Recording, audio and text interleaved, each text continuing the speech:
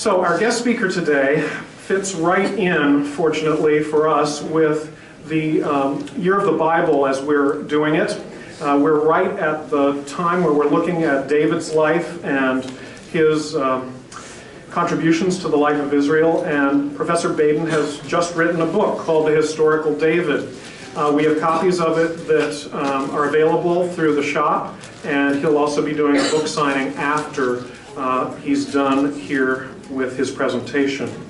I'll be hanging out while he's doing the book signing. I'll be hanging out here to have question and answer, further questions and answers with you, and to do a kind of digging deeper with you about what you've heard from him. So, briefly, Professor Baden is an associate professor of Old Testament at Yale Divinity School, a place from which I graduated many moons ago. And he's a specialist in the Pentateuch, Biblical Hebrew, and disability theory in biblical studies. He's written a number of books, including this most recent one, and has also published numerous articles and essays in various journals. He's in the process of writing some future projects, commentaries on Deuteronomy and Exodus as well. His BA is from Yale, his MA from the University of Chicago, and his PhD from across the river at a little place called Harvard. So I hope that you'll join me in welcoming Professor Baden.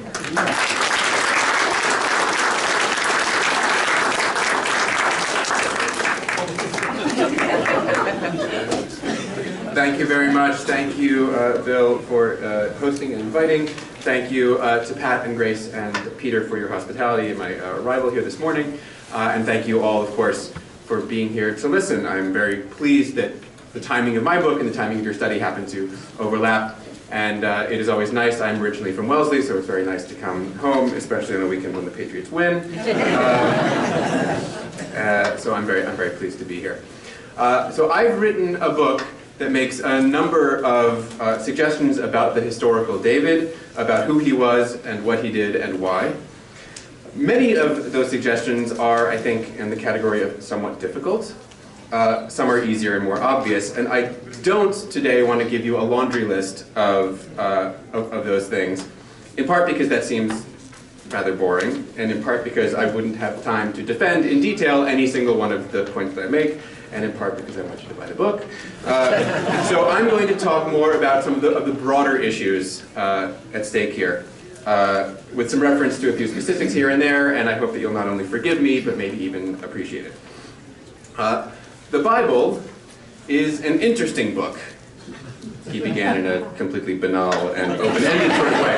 Let me be more specific. The Bible is interesting in the sense I mean it today, because although it may have had basically the same words in the same order for around 2,000 years, somehow it has, as I'm sure you know, the capacity to mean something different, really almost to be an entirely different book, depending on when and where it is read. Our cultural attachment to the Bible, especially among people of faith, is such that we are almost forced to reshape it regularly, from generation to generation. If we change, but the Bible continues to say and mean just what it said and meant before, then we become increasingly distant from it. So there are two choices. Either we try to match the Bible and stop changing as a society. Actually, we have to move backward fairly substantially for that to work. Or we keep changing generation after generation, and we take our interpretation of the Bible along with us. Obviously, that's what we do, right? We read the Bible differently as our own values and interests as a society change and grow. And importantly, this is how it has always been, right? Since today we're talking about David, I'm going to use David as an example of this phenomenon. So in the early first millennium AD, the ancient rabbis who wrote the Talmud debated what time in the morning David rose to say his daily prayers, and what time he studied Torah.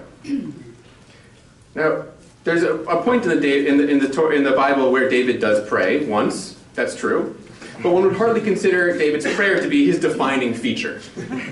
Right. So what the rabbis are doing, what we all do, is to remake David in their own image. Right? David becomes a rabbi. Right? The rabbinic David is not an inhabitant of the 10th century BC, but a rabbi of the 6th century AD.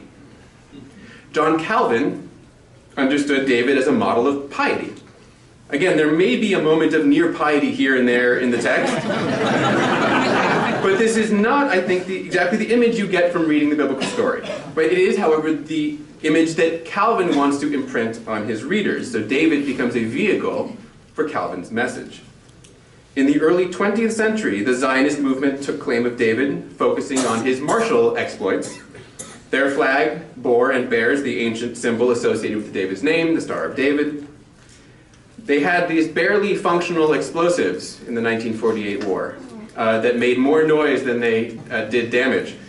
And they were nicknamed Davidkas, Little Davids, right? In this fight against these vastly larger Arab armies. In other words, David becomes the David and Goliath story, almost to the exclusion of every other part of his character and narrative.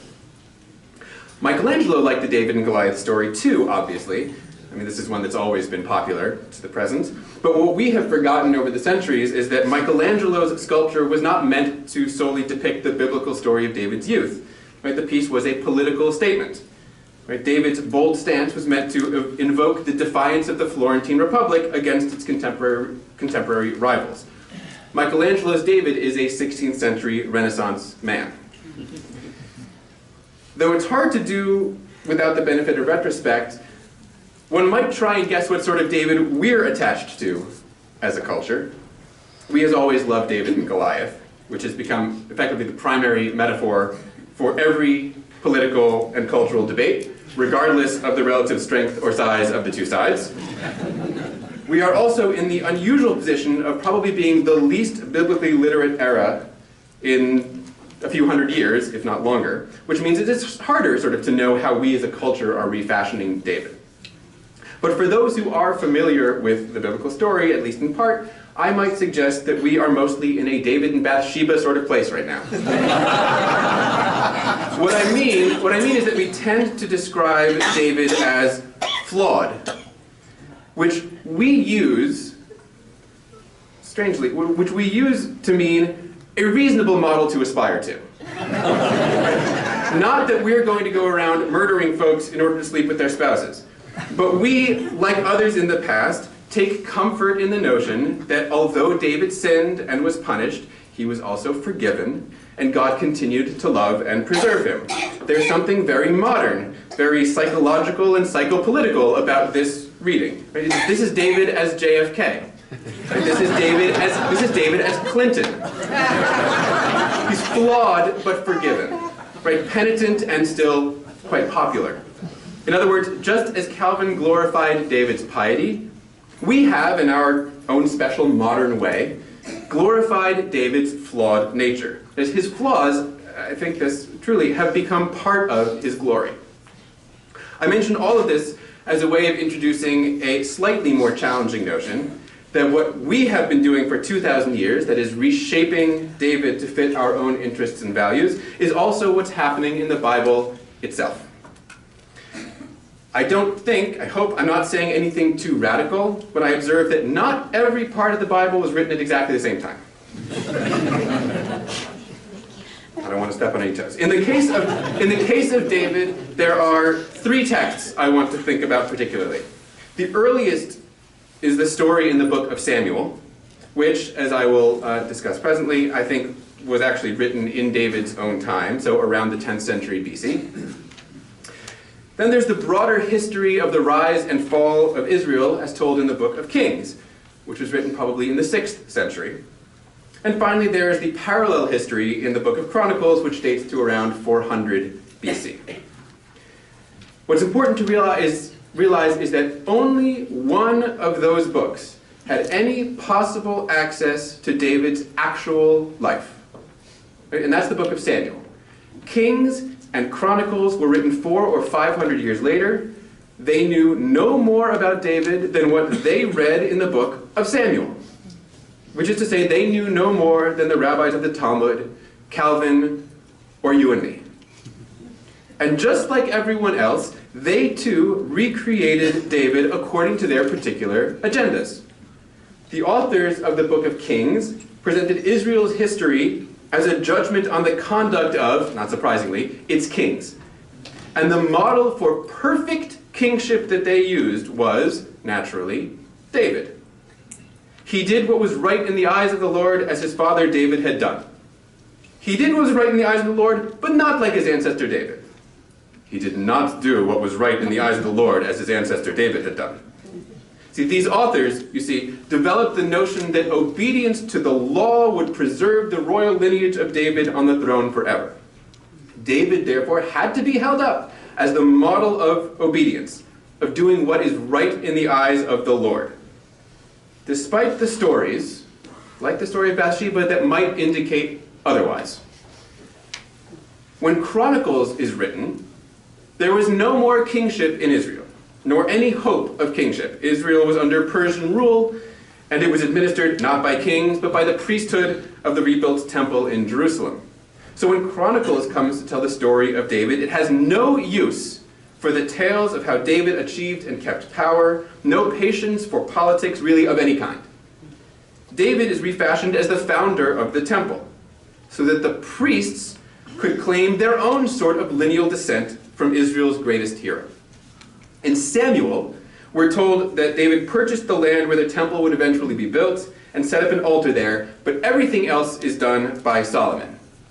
In Chronicles, David purchases the land, sets up an altar, draws up the blueprints, solicits donations, provides the funds, hires the workers, appoints the clergy, establishes the guards, puts together the liturgy. Fully half of David's story in Chronicles is about the temple. There is no Bathsheba, no Absalom, there is no Goliath. This is the Bible refashioning itself. If this is all clear enough so far, I invite you to take one further step with me. That earliest narrative of David's life, the one found in Samuel, that text is refashioning David just as much as Chronicles or Calvin or anyone else. But instead of interpreting a text, the book of Samuel is interpreting events. Instead of trying to change the focus of a written story, the book of Samuel tries to change the focus of a lived story. What do I mean by that? Let me give you an example, and perhaps one that is vaguely challenging. Hundreds, thousands of years after David lived and ruled, and after the book of Samuel was written, none of us and no one really blinks at the fact of David's kingship. We know that David's story is of a shepherd boy from Bethlehem who rose to become king of Israel, and we read every word of David's story with that knowledge already in mind. So when Saul dies in battle with the Philistines, and this plundering Amalekite who takes Saul's crown brings it directly to David, who is living 150 kilometers away, we think, sure, that makes sense. Because we know that David is supposed to be king after Saul. God said so. Samuel anointed him. This is how we know the story is going to end. Now imagine you've not read the story in the book of Samuel, because it hasn't been written yet, say. And you lived through Saul's kingship. And you, logically enough, expect that one of Saul's sons will become king in his place. And somehow, weirdly enough, Saul's crown ends up in the hands of this guy, David. He's not one of Saul's sons. He's not from Saul's family. He's a shepherd kid from Bethlehem. He was a decent enough soldier once, but for the last year and a half, he's actually been working for the Philistines, Israel's archenemy. And if you don't remember that part, trust me, it's in there. What would you make of the fact that David has Saul's crown in his hand? Here's what you wouldn't think. That God had chosen David to be king. Because even if Samuel really did secretly anoint David, as the Bible says, even if he did, it was a secret. Even according to the Bible, no one was ever told that that happened. No contemporary of David's would have understood events the way that we do. We who have the benefit of the book of Samuel as a guide to explain it for us. But this story of David ending up with Saul's crown is one of many such stories in the book of Samuel. That is, stories in which a weird sequence of events transpires, at the end of which David is in an immeasurably better position than he was beforehand, but in which David himself seems to have played absolutely no part. Many of these stories involve deaths, Either of those who stand in the way of David's path to the throne, like Saul and Jonathan, or of David's political opponents, like Abner and Ishbosheth, or even David's own children, like Absalom. So many people die around David. Every single time David emerges stronger. Every single time, the Bible tells us, David had absolutely nothing to do with it. In fact, every single time, David's not even in the room. The most striking example is this little-known story of Navarre, a rich man whom David, the Bible itself admits, targeted for a protection racket. David, at this time, is leading a band of misfits in the wilderness and tells Navarre that Navarre's shepherds haven't come to any harm while under David's protective watch. So could David and his men maybe have some supplies for their services? This is classic, perfect, mob-worthy protection racket. And this is what the Bible says David did. This is not me. Navarre refuses, and we all know what happens when the poor sap refuses. Except according to the Bible, it wasn't David who killed Navarre. Yes, the Bible says, David and his men put on their swords and marched up to Naval's door. Yes, David explicitly intended to kill Naval. But, mirabile dictu, actually it was God who struck Naval down for, the Bible doesn't actually say what for. But the Bible is clear about one thing, it wasn't David. Even though at the end of the story, David now has possession of Nabal's precious supplies, probably his property, and certainly his wife, Abigail, who becomes David's wife immediately after Nabal's death. So is this really what happened? Are any of these stories really what happened? I want to suggest that they are, and they aren't. Let me explain first why I think the author of the book of Samuel was a contemporary of David. I think this because I know what it looks like when someone living well after David has a chance to write the story of Israel's great king. It looks like Chronicles, okay? A whitewashed, cleaned up, perfected picture. Who, given the chance to tell the story of David from scratch, with no one to challenge him, would tell the story of Naval and the protection racket? Who would admit that David worked for the Philistines? Who would want to reveal that David was forced off the throne by his own son Absalom?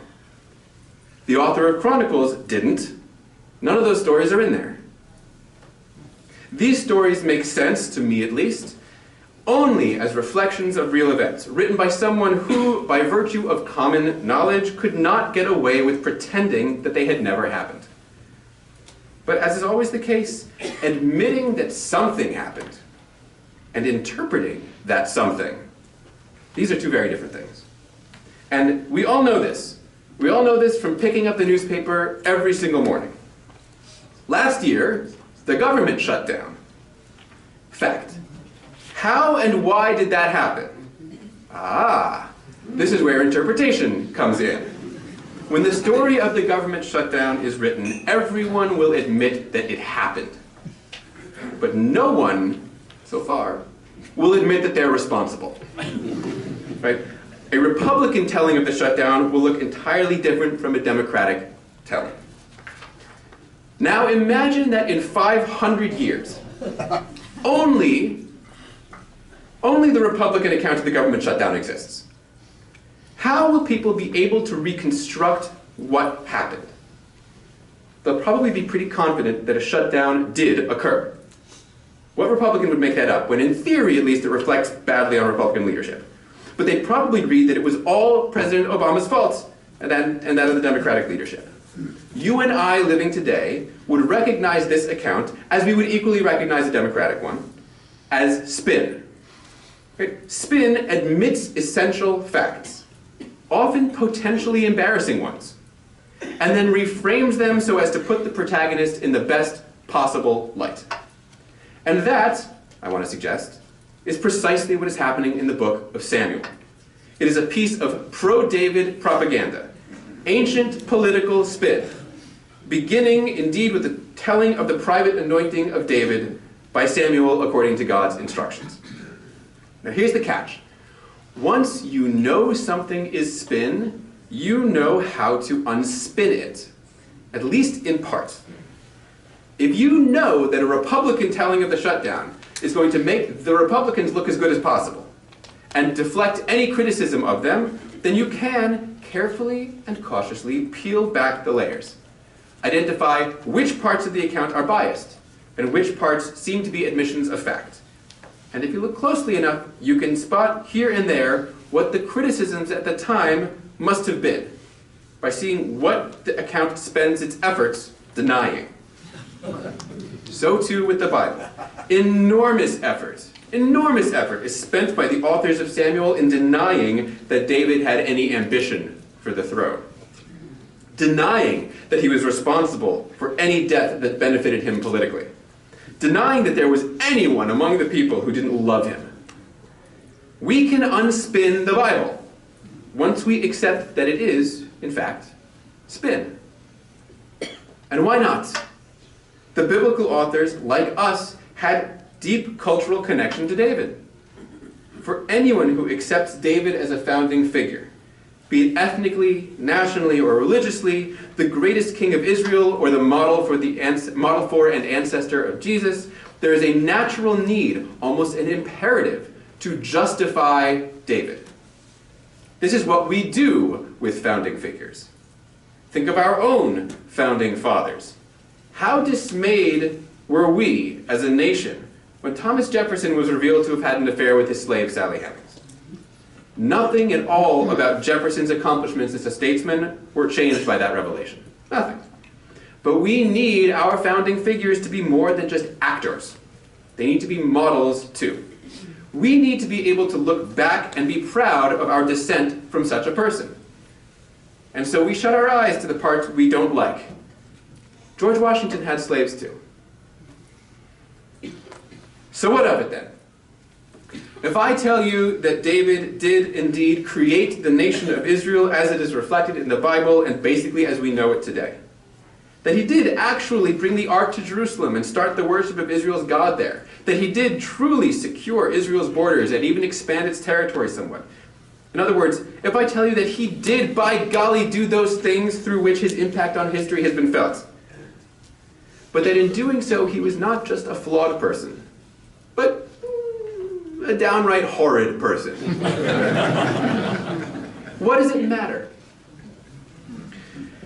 You could tell me that it's the biblical story that's important. It's the Bible that you believe in. Who could argue? I'm Jewish. You don't think we glorify David? Knowing that there is a history behind the Bible, and that the Bible isn't necessarily perfectly historically accurate in absolutely every way, doesn't mean we have to abandon either history or the Bible, as if we're forced into choosing. There's truth in both, of different sorts. We don't have to set them at odds. We just have to recognize that they're not the same thing. As long as we remember that the religious text of the Bible is not a historical textbook, that's a substantial start, because a number of important realizations fall out from there. There is a distance between the David who walked the earth and the David that we, over generations and over millennia, have constructed as our founding hero. It's a good distance. We look affectionately to the past, but we don't really want to live in it. The gap between the historical David and the legendary David is the measure of who we are as a society. At the same time, if the Bible itself was uncomfortable with the historical David, if even David's contemporaries began the process of reimagining him, of perfecting him, then the Bible, even though it's also from 3,000 years ago, may not be so distant after all. The book of Samuel is uncomfortable with many of the same aspects of David's life that we are today. We like the biblical version of David's life because it reflects some of the very common core values that we quite consciously put at the heart of our faiths. And what's more, when we recognize that the Bible isn't history, but one interpretation of history, just as everything is an interpretation, just as everything is conditioned by its context, then we are permitted, even encouraged, to interpret for ourselves, according to our own conditions and our own contexts. Because when we read the stories of the past in light of our own values, when we reshape and reimagine them, we're participating in a biblical process. We are emulating the Bible itself. Understanding the historical David and realizing that the historical David is not the same as the biblical David permits us to construct our own David. We justify David so that David can justify us. Thank you again. Vincent James, how did you unspin Samuel? What resource did you use to get that? Joel, could you repeat? Yes, so the question was how does one go about unspinning Samuel? How did I do that? What resources did I use to unspin Samuel? Part of it, the vast majority of it, is simply extensive familiarity with the literature of the Bible. That is, being able to recognize the genre of political spin when one sees it, as distinct from other narrative aspects of the Bible.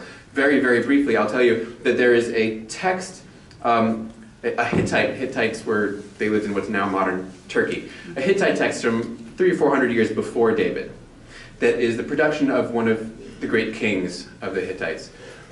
We call it an apology, right? In this classical generic term, an apology, which is essentially spin, right? I'm going to explain to you how something unexpected came to be. And this is the apology of this king who says, I should have been in line to be king, but I wasn't, right? My brother's son was in fact in line before me, and I had been a great general in the army, and then he became king, and he became jealous of me, and then he tried to kill me, and I had to run away, but the gods were on my side, and the people all loved me, and I came back, and I tried to be very nice to him, but he really kept fighting with me, and so finally, what could I do? I had to defeat him in battle, and that's how I became king. If you switch the Hittite king's name for David's, you've got the first few chapters of the book of Samuel almost exactly. That is, by which I mean to say that the book of Samuel participates in a known ancient literary genre of apology. So familiarity with the literature is very, very helpful. And simply being able to say as a historian, what is plausible, what could an author or narrator have known?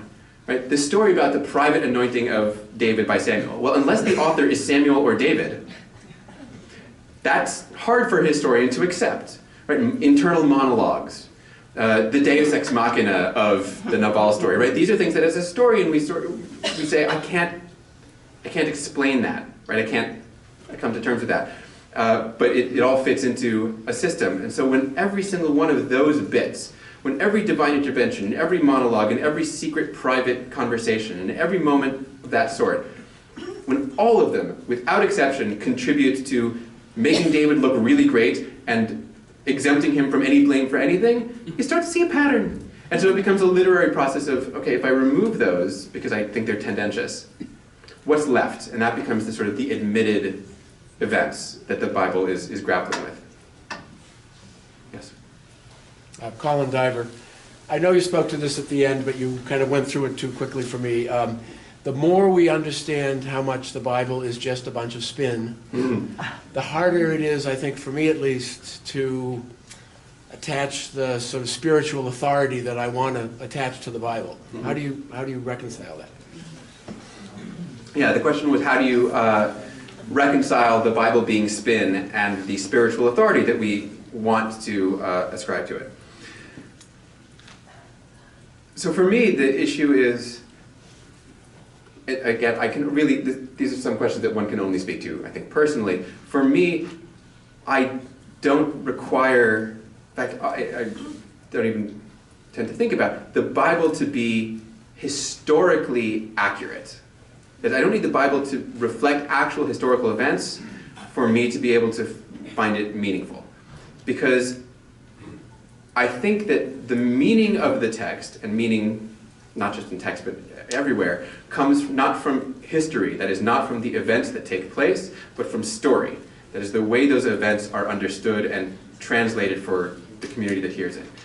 History is simply something that happened.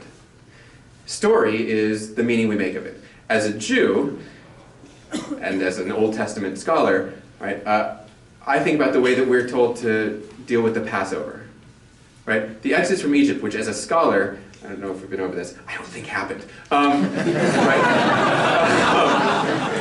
As a scholar, I don't think it happened.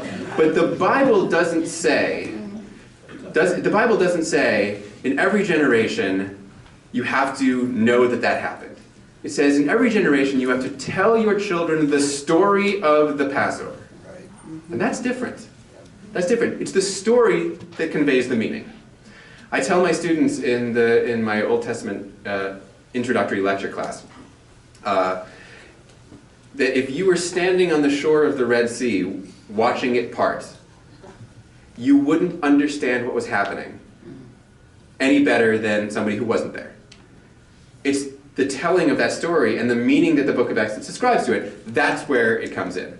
So for me, if the David story is spin, what I've learned is that the history is not, I've learned something about the history. But the way the story is told continues to convey the meaning that I need as an interested reader of the text. Right? That's the story that I'm telling. And it reminds me to a certain extent that it's all about how we tell stories. And that is a meaningful aspect for me also. Yes, please. My name is Susan, and first of all, I'm thinking, where is God in all of this? Like, whirling and swirling down here about who does what, where, and it's like, did God really want David to lead? And somehow all of this happened. Secondly, it sounds like your interpretation of the Old Testament is kind of like, it fits with Reformed Judaism, if I listen carefully to the last speaker who came and talked about Exodus and how it didn't really happen. Oh, thank God. And then, and I'm thinking, it must be crazy if you get together with that guy and the guy who knows about the Dead Sea Scrolls. Like, my brain is exploding with how much fun it must be for you all to get together. You know what I mean? It is deep fun. I'll start there. The question of where God is a really interesting one, because effectively asking historical questions, we're removing God from the story, right? We're saying, okay, let's try and imagine what happened here. I can't put God into the text. You just don't read histories and find too much God being involved. But your question specifically, what did God want David to be king? Yeah. David was king. Yes. So depending on your concept of God and how history works, there's that. But there's also, it depends. It really depends very much on the angle you take. Right? If you take a teleological, right? If you're looking from the back end, from now, right, as if, and this is not so uncommon and perfectly reasonable, as if to think that the course of history led with some intentionality to the present. That this is not an accident. Then part of what I'm saying in the book is against the many scholars who will tell you that David never existed. And there are plenty of them. I take where one falls in the radical and incredibly conservative spectrum depends very much on what forum one is standing in. If I stand at my professional conferences and say what I say about David, I am so retrograde, so conservative. But if I stand here, I seem a little wackier, which, so what I think is that David existed and did the things that led politically, right? Did the things on the scale of actual human reality and made a difference in the world. Absolutely, world-changing human being that we would not exist without, and this community would not exist without, and much of the world as we know it, Judeo-Christianity and all of that. Right? Impossible to imagine without David doing what David did. Is God in that? I can see a perfectly good argument that he would be. Yes, please. Yeah, Diane Russell, follow-on question here about the historical David. Yeah. Non-Hebrew sources for the historical David. Mm. Independent sources. Yeah. Outside the Bible. Where are they around that? And also a question, the Psalms are ascribed to David, many of them? I will answer. So the two questions were, what evidence is there, if any, for the historical David that's not from the Bible? And what's the deal with the Psalms? Those are the two parts of that question. One can be answered relatively quickly. There is virtually nothing about David from outside of the Bible. Archaeologically, it is almost a complete void. And that's not to say that that we have excavated the era in which David was supposed to live and we found zero. It is to say we are having a lot of trouble excavating the era in which David lived for political and archaeological reasons. That is, it is hard sometimes to dig under Jerusalem. It is also the fact that if you expect a David of imperial grandeur, you are not going to find him archaeologically, because I don't think that David was ever so imperially grand. Like, if you picture David as having sort of like with the Herodian temple, right? That's wrong. Right? David's kingship was, he had he had a cabinet of like 6 people, right? We're not talking about great, splendid anything. So it's archaeologically much harder to find. So there's that. We do have, from the 9th century, that is about 100 years after David, a little bit more, an inscription from an Aramean, the Arameans were the bad guys to the north, an Aramean king who had conquered part of Israel and said, all right, and makes mention of the house of David, right? That to me is pretty good, right? It's one thing to say, the Israelites invented David as some mythical founding hero. It's another thing to say, and the Arameans in the 9th century also invented David.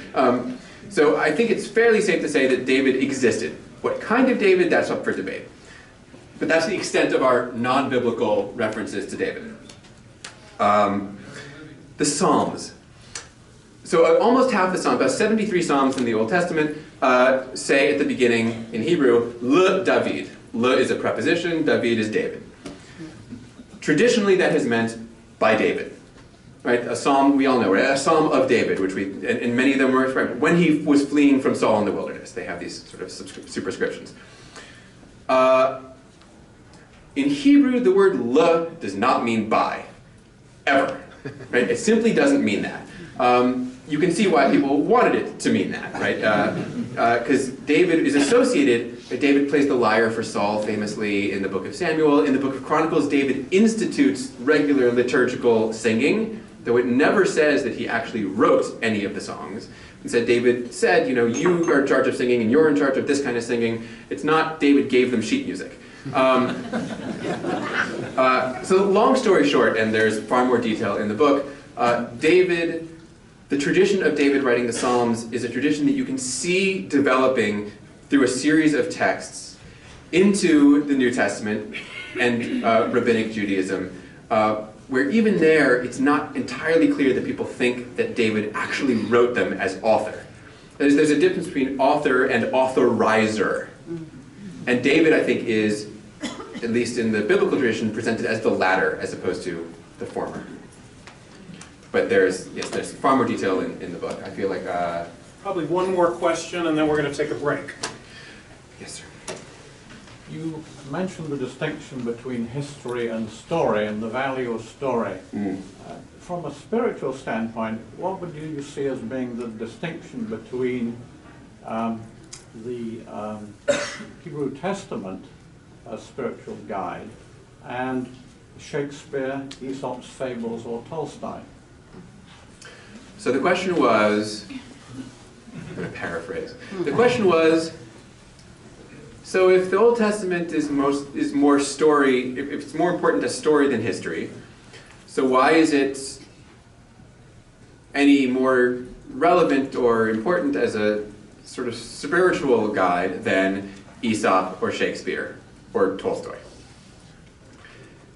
You picked 3 hard ones. You could pick 3 easier.